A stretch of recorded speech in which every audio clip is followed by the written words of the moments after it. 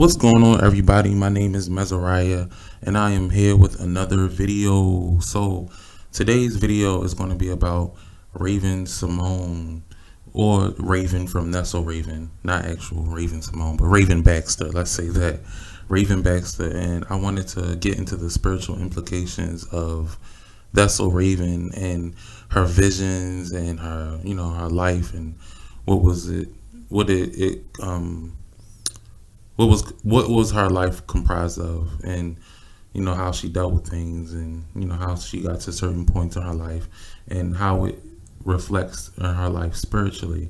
Now we know that That's So Raven is a kids show. That's So Raven came out in 2003 when I was nine, actually, when I was nine going on 10. Wow. So that was what, 17 years ago. Going in January, it'll be 18 years. It came out 2003 January. So I remember seeing the trailers for That's So Raven, and I remember seeing all the clips before it actually came out, and I was so excited because I always loved Raven, and I always loved her from the Cosby Show, and then hanging with Mr. Cooper, and then she was on Xenon, from Disney, and I became a really big fan of Raven just because of her personality and how funny she was. And I think a lot of kids at my age at that time were really excited for that show to come out. And then, she was doing a whole lot of things back then. So she was a huge part of my childhood, actually. The show, That's Raven, was just one of those classic shows that just could never be duplicated. Like, they picked the perfect script, the perfect writing, the perfect person, the perfect people to play all the characters, and especially Raven, of course, is the main character, and she was, to me, the funniest one. Nobody did it like her because her facial expressions were so funny. They were always on time. Her comedic timing was just amazing, and she's just a natural act too because she really just you can tell she's naturally funny. Just how she goes about doing things, and if anybody watched Dustin Raven, it was so exaggerated with, like, her antics and everything she was doing, but it was so hilarious, and I can watch that show over and over and over. And the reruns are really rewatchable. It's like just like how people watch Martin. The reruns of Martin. That's what Raven is like, the kids version of watching Martin to me. Because the replay value is just so high, and it's just one of those shows, like, you learn a lot of lessons because it was one of those shows that, like, they kind of put those lessons in the show. They wanted kids to learn certain things, and I appreciated that too. And then you get a good laugh at the same time, so it was nothing wrong with that at all. But I also wanted to let you guys know that I did talk about the spiritual implications of Joan and Tony's friendship in the show Girlfriends in my last video, and I got into how the empath versus the narcissist, empath being Joan and narcissist being Tony. I talked about how they were fighting each other in the spiritual realm, and how Tony needed something from Joan, and how their their friendship came to a breaking point. And this is the beginning of the season, of course. They became friends again and everything, but I got into, like, how the behind the scenes worked with their friendship, and what Joan needed to do, and what Tony wanted from Joan. It was just something, kind of reflective of my life. People just, walking all over me and walking all over my boundaries. And, I felt like that's why I was inclined to do that show. But, in the episode, I really got into how everything was playing out for Joan, and what she had to do to fix herself. Um, but yeah, so go check that video out and let me know, comment, like, and let me know how you feel about that video. And with this video, I wanted you to please do the same. Give me a comment down. I mean, like what's it called? Thumbs up, thumbs down, anything. It doesn't matter. Let me know because I want all critique. All critique is welcome for this YouTube channel. So I want you to please subscribe as well. Please subscribe to my channel. I want my subscriber count to go up. So yeah. So Raven. Where do I begin? First of all, my favorite episode of That's So Raven is the episode when she fell through the ceiling when she was eating the cheese. Oh my goodness! I can watch that show. I mean, the episode so many times and still laugh because this is that hilarious. But another episode, my favorite was the first episode actually when she played her mother and her mother got called down to the school and she dressed up as this huge old woman and her butt was sagging and she put on this outrageous costume. Everything she does is just outrageous, and even the outfits that Raven was wearing in the shows were just outrageous. But that was her and that was her personality. But we know the whole concept of the show was Raven was psychic and she had her visions every episode. She had 1 or 2 visions every episode, and they would kind of happen, but she didn't know how they would happen. So she would try to figure out during the whole episode how to prevent it from happening, or how to get to that point of it happening. Like she didn't know, how to get to it, how to get to that point of it happening. So she would, go around losing her mind trying to prevent it or try to make it happen. And it will always turn out to be completely different from what she thought it would be. And she never kind of learned her lesson. She had repeated lessons over and over and over and over. And it's so funny because I do these episodes because a piece of these things remind me of myself, but not in the sense of having visions and going, running around, but in the sense of having visions, period, or in my case, dreams. So Raven, she tells her friends and her family that she has visions. Only the people close to her knows that she is psychic, and nobody else knows because she doesn't want to be labeled as crazy or a weirdo. And she trusts those people, but they kind of help her, make the visions happen or try to prevent them from happening. Most of the time, she's trying to do it herself, trying to protect everybody else around her, and that reminds me so much of myself because I'll be having dreams and I have to pray against them and for other people because God be telling me to take a good look at the dreams that I'm having, and some people that I love be in my dreams and I be praying for them. But that's the point with Raven that I wanted to make. Have you ever realized Raven will have a vision and she will do everything but pray? She never, pray. Now, of course, we know this is a show. It's not about religion or, this is just a kid's show, quote unquote. But we know that, she's not going to necessarily pray on TV, but I'm just trying to give you some type of understanding of context to why she always ended up kind of disappointed or always kind of ended up with a lesson to be learned. Now, we all have to learn lessons, but she kind of just kept repeating the same thing over and over and over. She never learned a lesson. She never learned to let things go. You know what I mean? But the dreams that I have, I usually pray for people, and she never prayed. She would always kind of just do whatever she would take matters in her own hands. She would do whatever she had to do, or she felt that she had to do to fix the problem. And I think that was her downfall. She tried to put the burden on herself instead of giving it into another entity, and that's what we're supposed to do because the higher power gives us those visions and those dreams.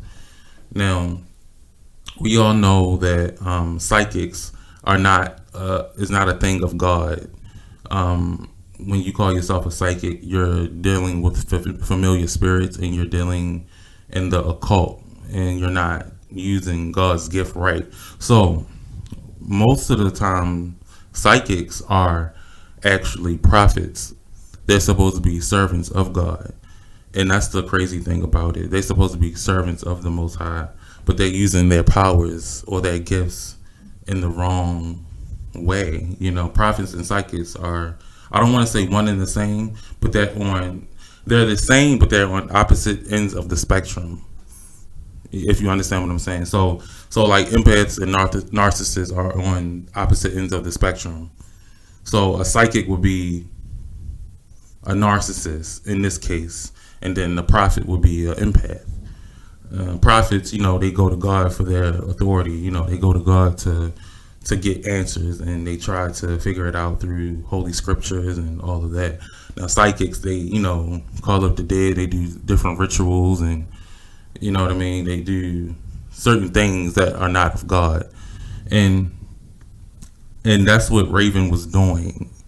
It was one episode actually, the Halloween episode, of course, when she turned into a cow and she was doing the potions, and because she had a book of spells from her grandmother that were, her grandmother was a psychic, and that was one of the episodes. And she took the book of spells and started doing a potion to get the best costume one at Alana's party or something like that. And Chelsea dropped her cow button in the potion, and they turned into cows. And of course, she was basically it. I mean, of course, it looks innocent on TV, but that's what she was doing. She was operating in the occult. Now, the visions that Raven had, like I said, she didn't pray against them. Instead, she took matters in her own hands. She just felt like she had to just intervene with everything, and that's why she had so much stress. She always had to disguise herself and things and put costumes on to make it seem like it's not her, and try to intervene in everything instead of giving it to God and just praying on it and meditating on the scriptures and all of that. Now, of course, one would say, the Bible is not is a religious book, and it's really not. It's just been adopted by religion instead of being used with our own understanding. We all have our own understanding of who God is, and that's what we're supposed to do. We're supposed to get an understanding of who the Most High is instead of letting religion tell us. So I think that's where the barriers kind of comes in between the occult and then the Bible itself, and us. It's a lot of confusion out there too. It's a lot of people telling us that we should be dealing with anything. We don't, it doesn't matter what you deal with. Oh, it matters. It definitely matters. It's systems in place for a reason. You know what I mean? But that's another story. But yeah. So she didn't pray for them. She didn't pray for the people. Of course, she just kind of just took matters in her own hands, and she tried so many different things, and they always came to blow her in her face. Blow back up in her face, and she wasn't able to actually prevent it at all, because she always ends up dealing with the consequences, and it always manifests. And that's the main thing I wanted to say.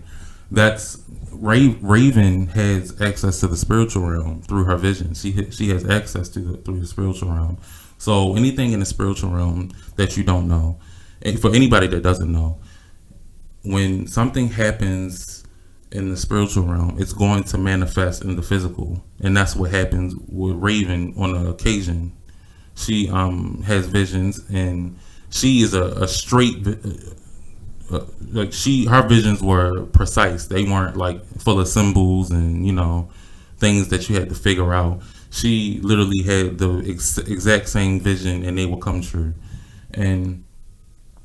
But in the spiritual realm, they have to be there first before they come into the physical. That's the whole reason of the spiritual realm. It's the mother of the physical.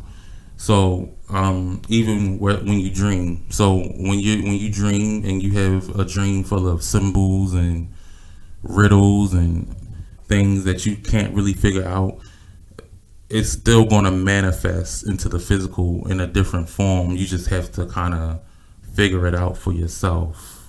I mean, not for yourself, but you can do it through God, I guess. You can pray on it, yes.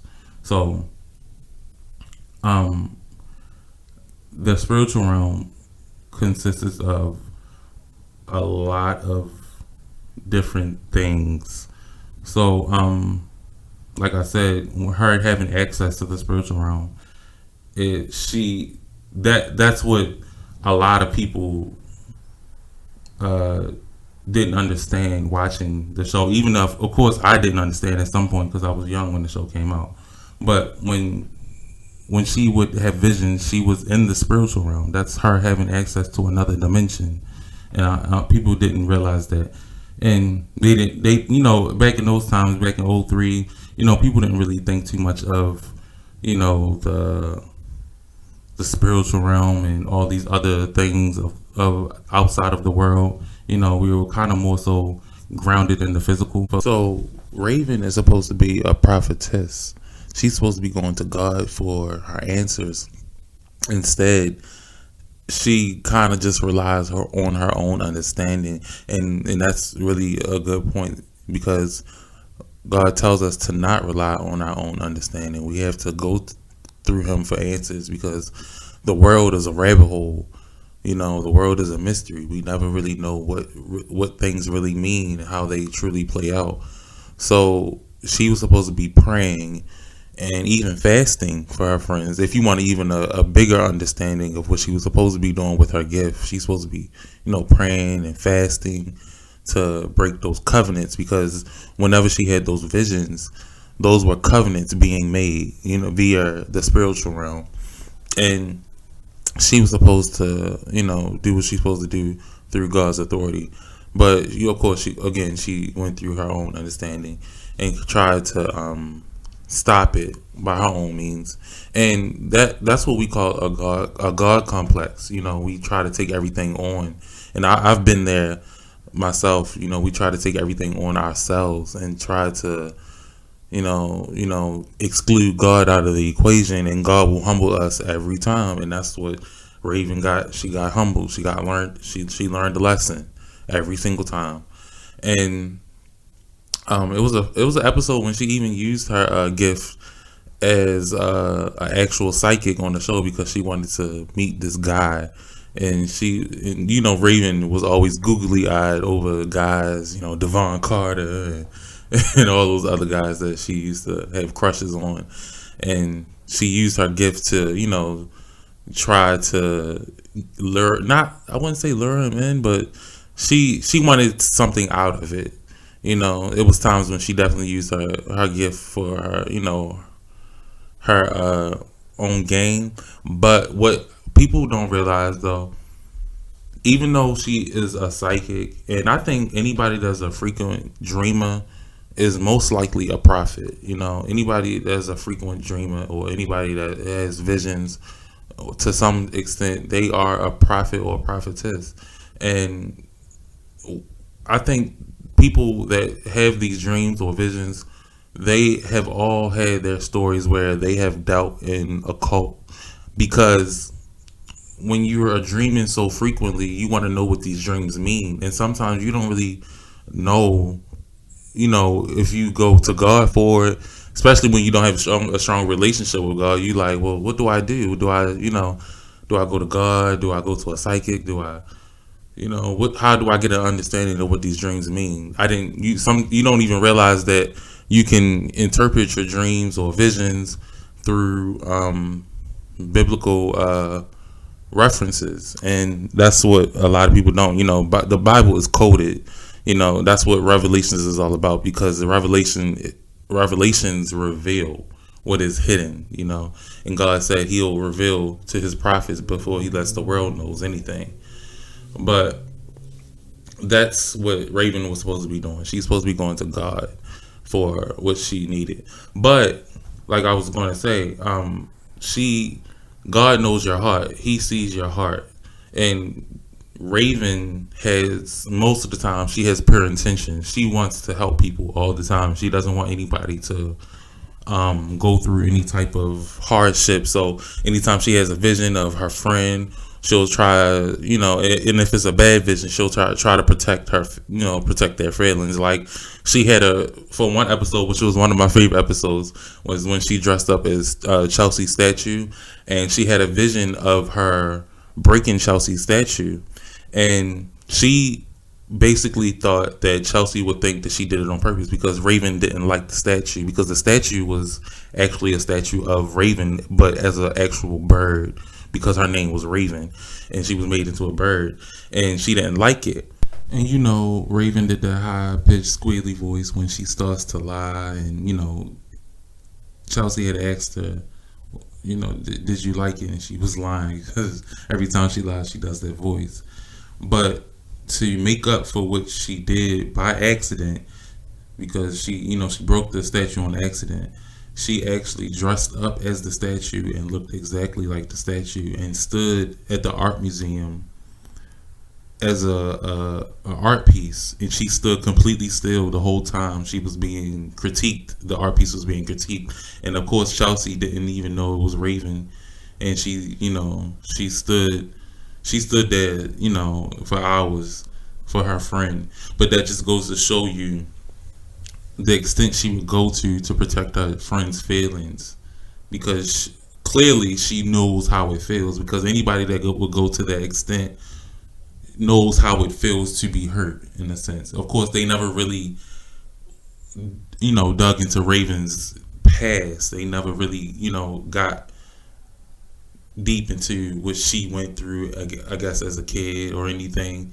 But she loved people that much. She loved people that hard, and I think that's what protects her at the end of the end of the day. She has pure intention. She really wants the best for people, and she's always trying to watch out for people, and that's why it's a gift, because those gifts that you have, like seeing it into the future and having dreams, and you see things that happen before anybody else can. You have the ability to prevent it, but she never did that, of course, like I said, because she never did what she was supposed to do. When you have these covenants being made in the spiritual realm, you have to break them through prayer. These evil covenants, you got to break them through prayer. I mean, you can't, because at the end of the day, like, you're fighting witchcraft with witchcraft, because a lot of those covenants in the realm of the spirit are witchcraft covenants. Witchcraft are a lot of different things. You'd be surprised what witchcraft actually comes out as, and it's not what you just see on TV as, witches doing spells. It's a lot of different things. But Raven was, Raven, like I said, she had pure intentions. So a lot of our pure hearts are always saving us, and that's so important, because, like I said, I have a pure heart. I had to realize that, I was being tormented, and for some reason I was like, no, I gotta keep my heart pure, because I know that's what is the foundation of how I get up every day, how I show true love, because I know who God is. Anybody that knows God knows what love is. And that's just my opinion. How do you not know? You can't know love if you don't know God's love. You know what I mean? If you don't have love for the Creator, then you don't know what true love is. But if we were to dig deeper in the show, we could have seen Raven grow, you know what I mean, and do things differently. But of course, it's just a show, and it's just for entertainment. But if we used to look at the bigger picture, for a bigger understanding, we would know that she was supposed to do certain things and go about things differently, because she had the access that people didn't. She had that access to another dimension. That's a huge gift, because a lot of people don't have that. And I think that's one of the best gifts that you can ever have, to see things before it happen and you can stop them. That's true power. That's God-given power. But Raven was, besides the show and the spiritual implications of what I believe they are. Raven was just a class act. The show itself was just hilarious, and it taught a lot of lessons because I would wake up every day just to watch reruns of That's So Raven. That's how good the show was. The show was definitely one of those shows that you can never duplicate. Like I said in the beginning, but it taught a lot of lessons, and it was really entertaining. The cast, everybody in it was just they added their own piece that they brought to the show. But Raven, nobody can do it like Raven. I'm telling you, nobody can do it like Raven. She is just authentically herself, and she shows that through the show. And I want you guys to let me know if you have any visions, any dreams. Let me know if you guys, have a gift like Raven and you are kind of going about it the same. It's not too many people out there with, that gift. But are you doing the same things as Raven? Are you trying to take matters in your own hand, or are you trying to go to God for your understanding? And I think that's where humility comes into play, because you have to, in order for you to have this gift, you have to have a lot of humility. You have to be able to be like, you know what, I'm gonna go to God for this. I can't handle this on my own. You have to have a lot of humility, and that's why God knows people's hearts. He knows who can handle a gift like this and who can't. You know what I mean? You have to be humble. You have to be able to go to God and be like, God, I need you. Can you show me what this is? And I need to break this covenant. And can you help me endure to do it? So I want you guys to share with me. Let me know if you've had any visions or any dreams that kind of show you things, and if you have dealt with occult practices, and if you feel like occult practices is nothing wrong with it. Excuse me, I just belched. Let me know. Let me know if you feel like, or you feel opposing to what I'm saying about anything of Raven. Now, I don't want anybody that are fans of the show to take this personal, because I'm a huge fan of Raven, and I still watch That's So Raven. But facts are facts. Spiritually speaking, I believe what I'm saying is nothing wrong. But a lot of people have different opinions, and I can't do anything but respect it. I mean, it is what it is. But I'm not going to, go back and forth with anybody about, my understanding and my belief. But let me know if you have a feeling if you should stop doing occult practices and kind of go to a different source for your understanding. Let me know if you kind of don't, if it's been in the back of your head. Let's say that if been in the back of your head, maybe I should just go to a different source, because it doesn't feel right to do certain things to get certain answers. You know what I mean? Because I have this understanding that everything kind of like evil. It's funny. Like evil entities like to mimic the good. And I think I said this in one of my videos. I'm not sure, but evil entities like to mimic the good. They want that light that they don't have. So they want to be able to do the same things, but they want things quicker. So that's what psychics kind of do in a sense. And I'm not saying anybody that deals in with that, with that world, or the psychic understanding of things. I'm not saying that you're just this evil person that, that's trying to take over the world. That's not my whole point. But what I'm saying is, a lot of people that deal with that, they want things quicker. They want to be able to have control. That's the spirit of control. They want to be able to have leverage, in the sense of them, going about things themselves instead of going to God and waiting for God to do things. And I think that's the difference between a psychic and a prophet, a true prophet, because psychics, like I said, they want things quicker, they want answers, they need to know, no, no, no. Prophets, they want to know too, but they are adamant about going through God for things, and that's the huge difference. They want to wait for God's timing. They want to hear God's words. They want to be able to make the right decision and what they should be doing. They don't want to have control in a sense of trying to take something from someone else, or trying to have leverage over someone, that means them no harm. But psychics, they want access now. They want to see it and think about it. Their minds want to just ponder on things that they can't really control. But prophets, for the most part, to my understanding, they want to be patient and wait for God's timing.